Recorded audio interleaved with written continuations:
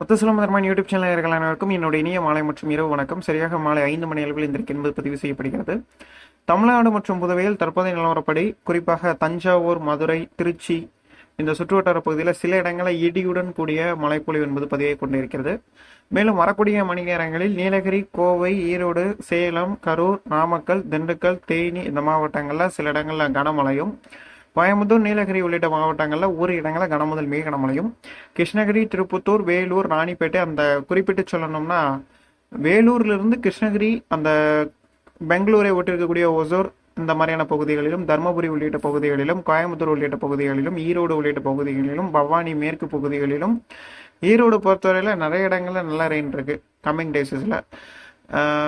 அதே போலவே பார்த்தீங்கன்னா இந்த தண்டர்ஸ்டோம்ஸ் ரெயின் இனி வரக்கூடிய மணி நேரங்களில், நள்ளிரவு நேரங்களிலும் இனி வரக்கூடிய மணி நேரங்களில் சேலம், ஈரோடு, கிருஷ்ணகிரி மாவட்டங்களில் சற்று கனமுதல் மேக கனமழை கொடுப்பதற்கும் வாய்ப்புகள் காணப்படுகிறது. தென் தமிழகத்தை பொறுத்தவரையில் இன்று இரவு நள்ளிரவு நேரங்களில் ஓரிரு இடங்களில் மறுபடியும் மீண்டும் தூத்துக்குடி, திருநெல்வேலி கடலோர பகுதிகளில் சில இடங்களில் மாட்ரேட்டிலிருந்து ஹெவி ரெயின் வரைக்கும் எதிர்பார்க்கலாம். லேசான மழையாக தொடங்கி நள்ளிரவில் கனமழையாக பதிவாகும் தூத்துக்குடி மற்றும் தென்கடலோர பகுதிகளில்.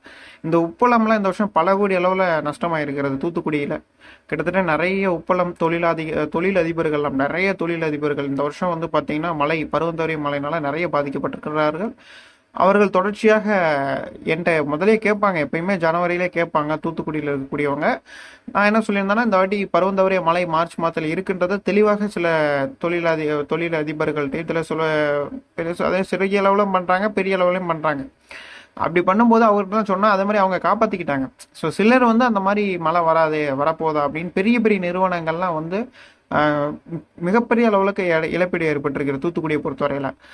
அதனால இனி வரக்கூடிய நாட்களில் இந்த மாதிரியான மழைப்பொழிவுகள் தொடர்ச்சியாக பதிவாகும்.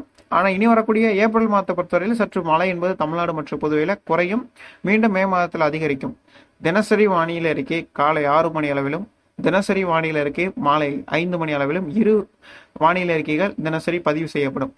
நீங்கள் சப்ஸ்கிரைப் பண்ணுறது மட்டும் இல்லாமல் உங்களுடைய நண்பர்கள் மற்றும் உறவினர்கள் அனைவருக்கும் நம்மளுடைய அறிக்கையை பகிர்ந்து அனைவரையும் சப்ஸ்கிரைப் செய்ய சொல்லுமாறு அன்புடன் அறிவுறுத்துகிறேன். அனைவருக்கும் அறிக்கையை பகிருங்கள். நன்றி, வணக்கம்.